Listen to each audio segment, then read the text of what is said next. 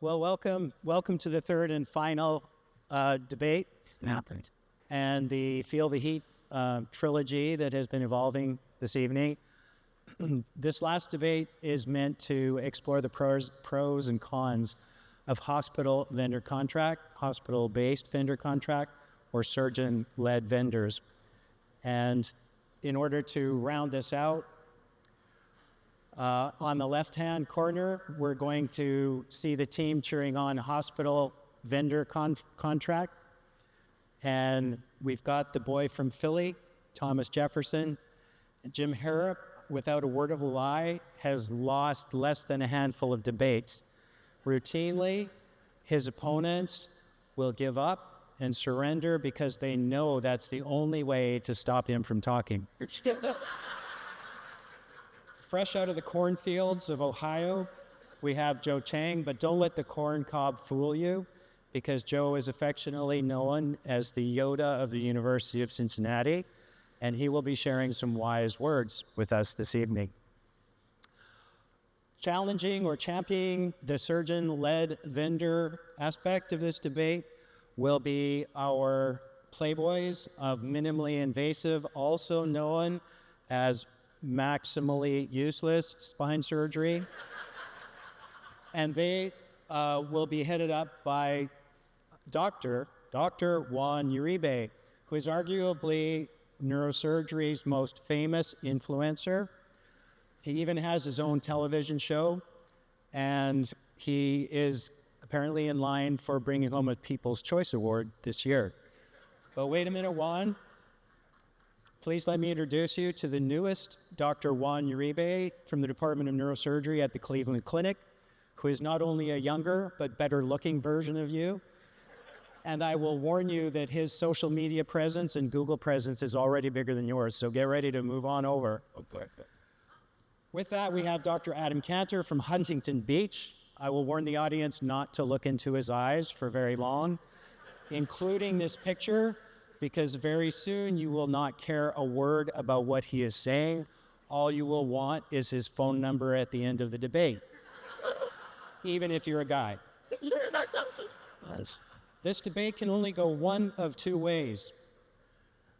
Under the leadership of the Chief Financial Officer, will our hospitalist-based neurosurgeons be forced to admit that they have to do more for less, while our playboys convince you that state-of-the-art equipment and remote surgery from Palm Beach is the way to go?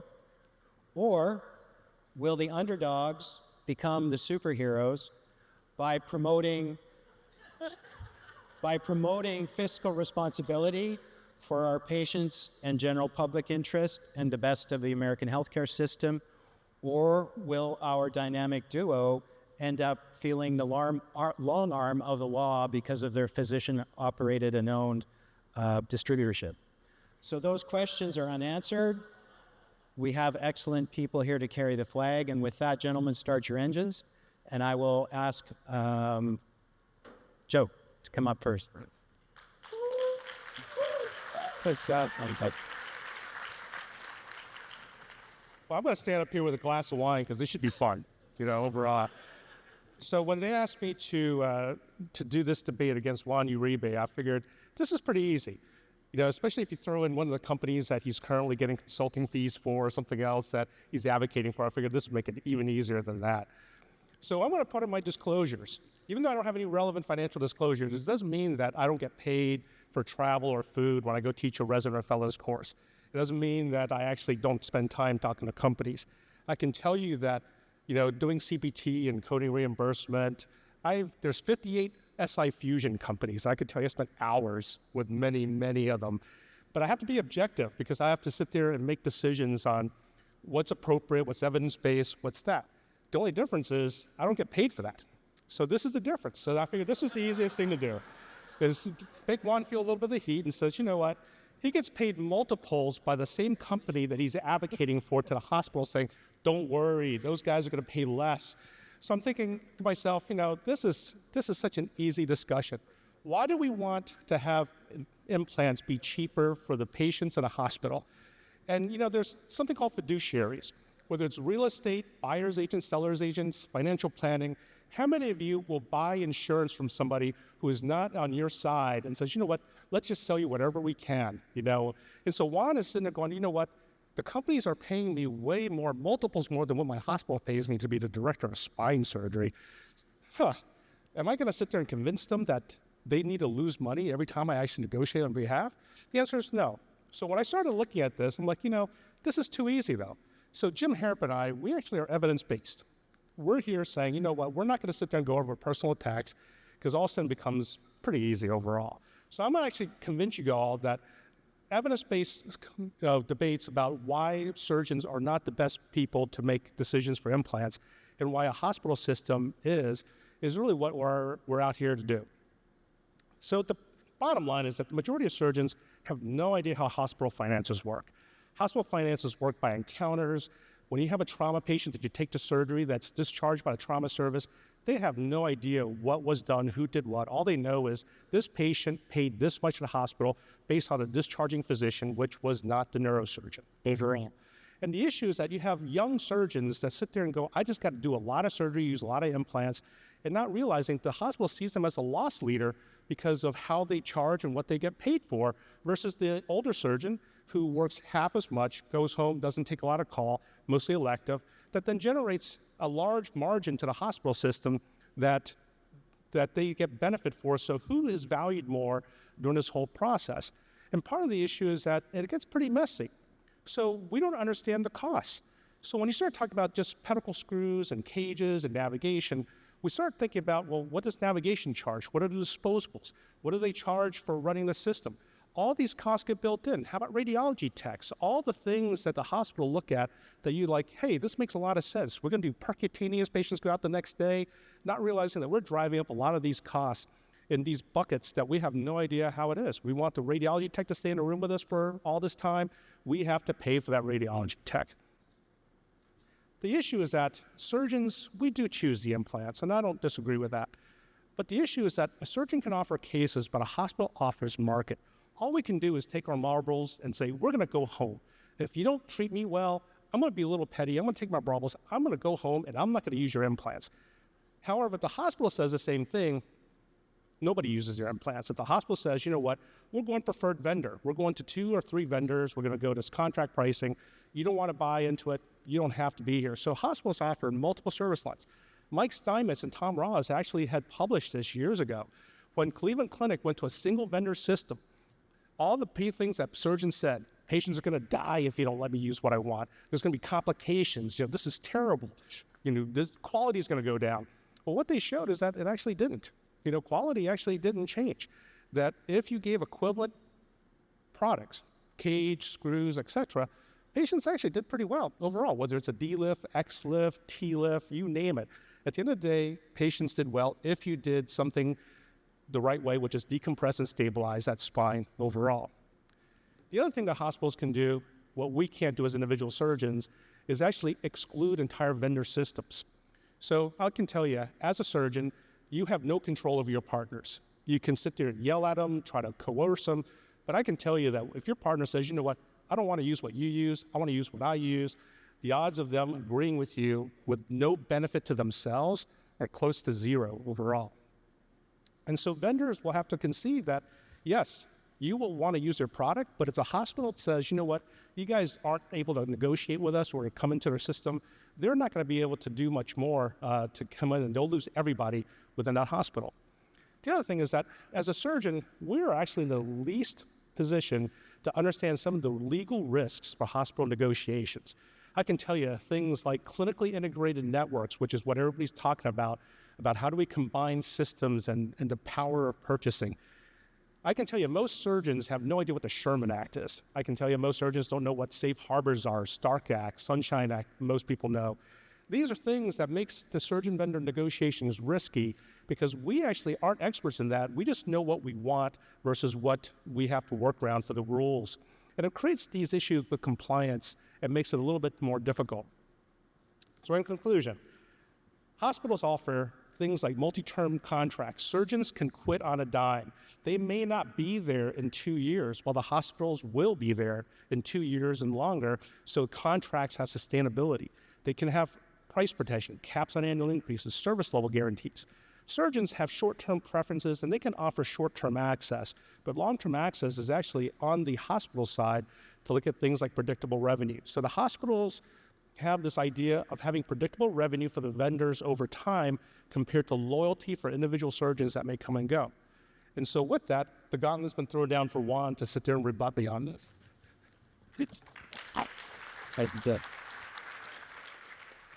Juan, Oh my gosh. Yes. I didn't know that this debate was about personal success of lifestyle. I think it was about, we having some governance of about, buying the implants. But anyway, so yes, let's just get started. Okay. Okay, so at this level of performance, I think precision really matters. And just imagine if that car was configured by a very distant committee that were just expecting you to succeed. Do you think you will succeed? This driver will succeed? So what I'm telling you is that at this level of performance, when you are dealing with high intensity, high performance teams, you expected the operator to have some input on it, yeah? And I'm not comparing you to a F1 Formula driver. I'm just comparing high-performance systems to high-performance that. So we live in that environment. So what is actually what we're debating? I'm sorry about Joe showing money and all these things that off the track.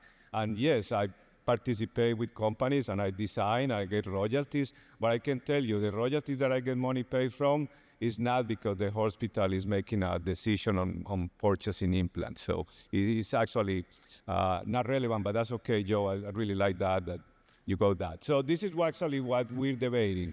Should the surgeon have meaningful input in the technology that we use in the OR on the cases, or we just let the decision make control by hospital committees that are, focused on price containment?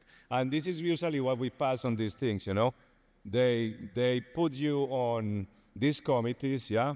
And someone is making that decisions, and they think that you have a lot of input on it, and you end up like a little clown, You end up using things that you don't have it. And I can tell you, so this is exactly what is a hospital vendor contracts, yeah? Hospital vendor contracts are like that, Centralized hospital committee selection. They are focused only on standardization. The surgeon input is very little, and basically just trying to save money for the system. So this is basically these two clowns in a committee. And this is the funny thing is that they empower you. It's like, Dr. Cheng, we want you to be in this committee. Dr. Harrop, you're amazing. But at the end, you have a minimal input, and your vote, how the vote counts? 0. They even fly you to another hospitals around I've been on that, like at these big committees, 144 hospitals, they fly you, they tell you, and at the end, who make the decision? That freaking committee that is sitting on there. So in the other side, when you have the surgeon-led vendor, I think I'm not telling you that losing the oversight, but let us be part of that decision, and we show you, look at the complication, look how we're performing, and then get some reviews and tell me that one works or not. But I will say, when we take that much risk, we should have a say on that. So who carries the responsibility on the cases? You have a complication, who pays for the complication? Is the hospital committee or the supply chain? It's you, yeah? Is the surgeon in the OR who want to pay all that thing? Should we have a voice and the input on what we use? Absolutely, especially on this high-performance procedure that we use. So at the end, this is probably what I think is important. The person responsible for the outcomes of the patients and everything that we use, it should have a very meaningful input on the tools. And because then that's the problem. They've been telling you that the implants are commodities, Pepsi, Kleenex, Xerox, whatever. But you know that a good implant will affect the efficiency that you do, also how you, technically how you do it. And then not to mention, revision rates, long-term durability, this and that.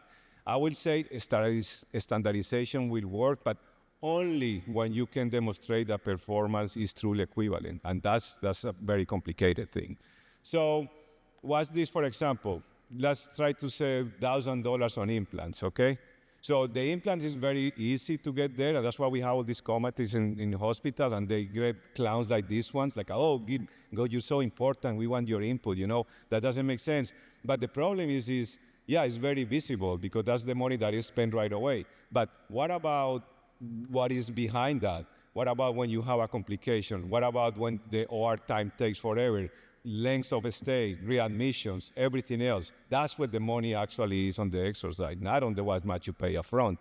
So, and then I was very confused. You know, Joe Cheng, I grew up with Joe Cheng, which I respected a lot. I think he was not attacking me at all, but I suspected that Joe always has been the biggest advocate for surgeons and us take control, especially in the coding, and make sure that we have control of that. So how come he is very excited on that, and then on the other side, when it comes to implants, he doesn't even care. He's like, no, let the hospital decide for me. It just doesn't make sense to me.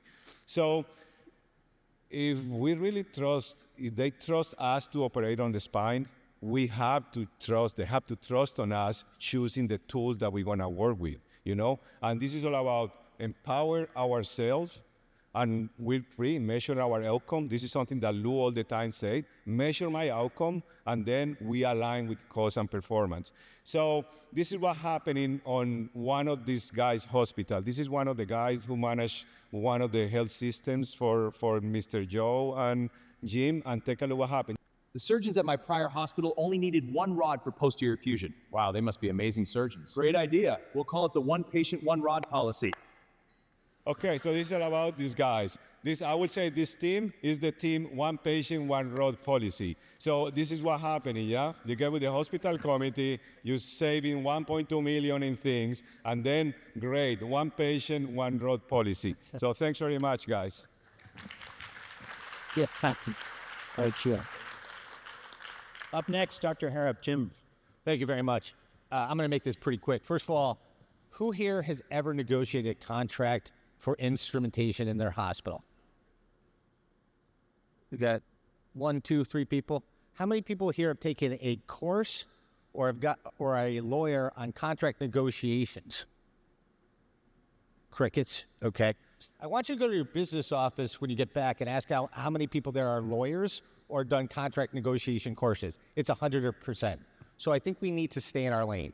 And any of the junior people out there, when you get a debate that you know you're going to lose, you have 3 options, okay?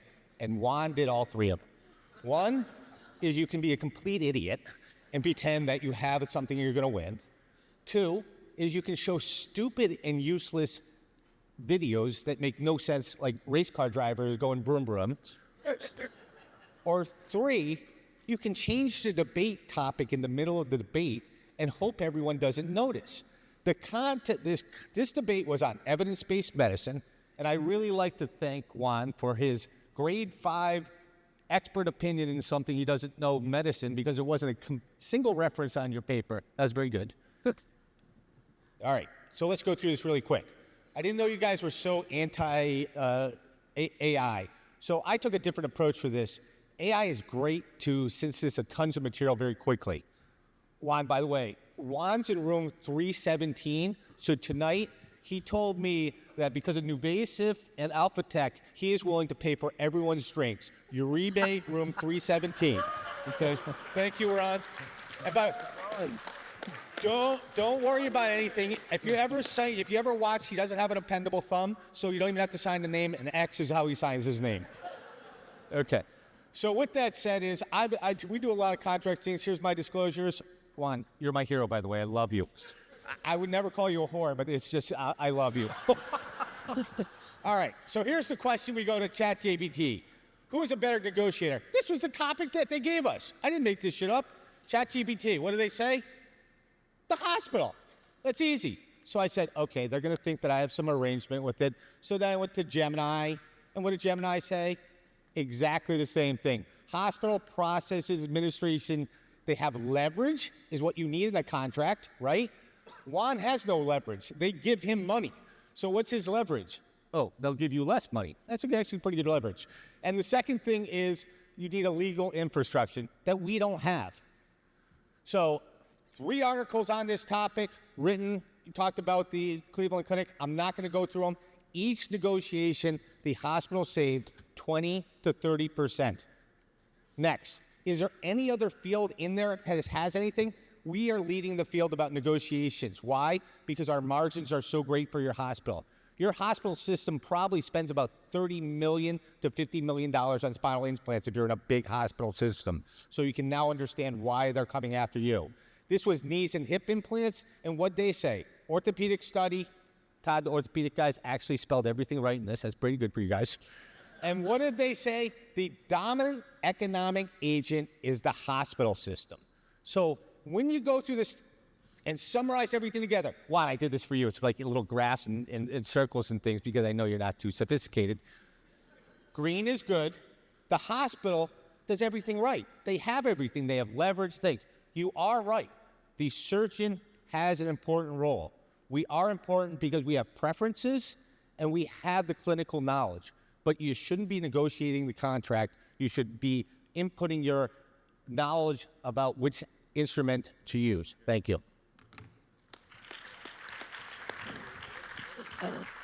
I had to, they bet me I couldn't say whore. Dr. Kanter, Respect you, Zach. please don't stare at the audience too hard. All right. That was fun. And thank you for finding that photo of me. I forgot what I look like without gray hair and a beard.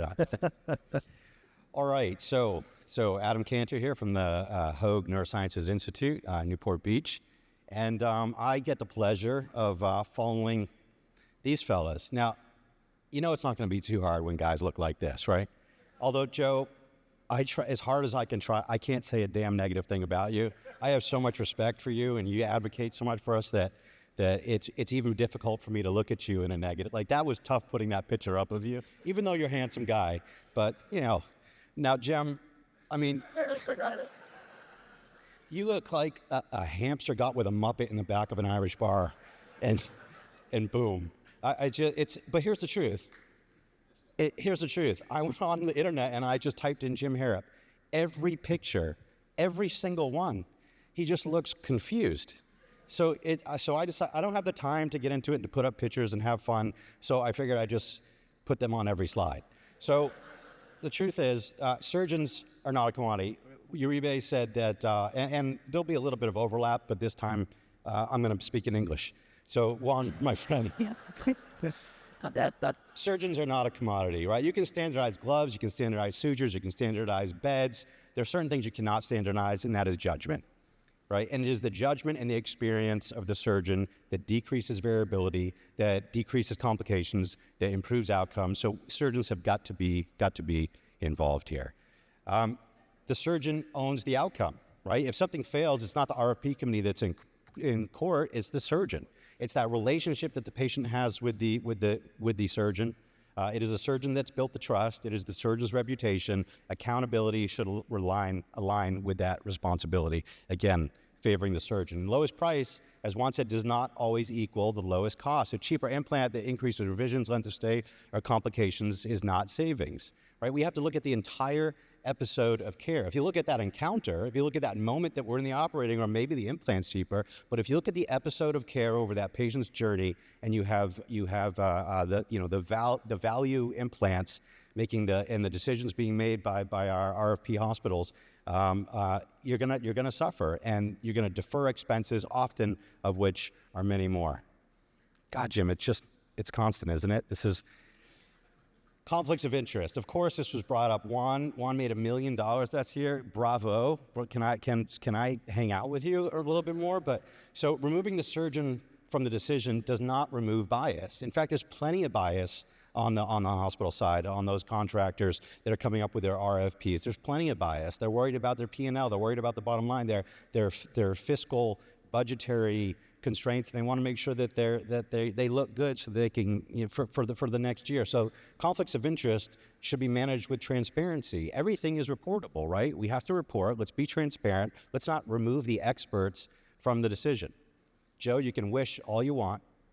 That's as close as I get to hitting Joe below the belt here, but the truth is innovation moves at the speed of surgeons, right? It's not something that waits on 3-year RFP cycles. It's not something that we can wait for. Breakthroughs happen in months. Innovation, in fact, hospitals should know that it's the procedures that are the most innovative, with the most innovative techniques and tools, are the ones that have the greatest margins, right? So we cannot stifle innovation. The surgeons need to be partnered. They're the ones that adopt these procedures, these disruptive tools that improves our outcomes. It's important to keep them engaged and a part of this process. So, Joe, you can put the earmuffs on all you want. The truth is that engaged surgeons always outperform those surgeons that are put in a box, that are disengaged. When surgeons are part of the process, when they're part of the vendor strategy, they optimize the cost, they do it willingly, we do it voluntarily, and we improve our outcomes. So partnership over procurement 100% of the time. So there's data. We talked about, is there not data? There's data that shows clinician integrated approach. Shut up. When clinicians are involved with these negotiations, that we get better prices. And again, it's not that we're sitting there at the contract table. We have the lawyers involved. We just need to be the ones that make decisions that say, this is what we want, and then get the lawyers in there to help us get what we want. So this isn't surgeons are in there doing the negotiation. Surgeons are a part of it, and that's what's important. And there's plenty of data to show that when the surgeons are involved, we have better implants, we have better outcomes. When surgeons and supply chain are aligned, costs decrease and outcomes improve. So, okay, everybody go to your vote, and I think it's in. Yes, we've got the winners. Juan, do you think we won by a little or a lot? A lot, I agree, yes. Well,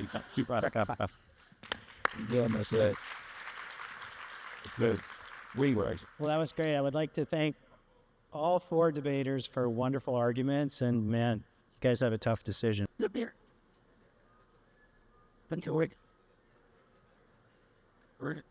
Ready to do. Well, that's close. That's close. Well done. Keep good.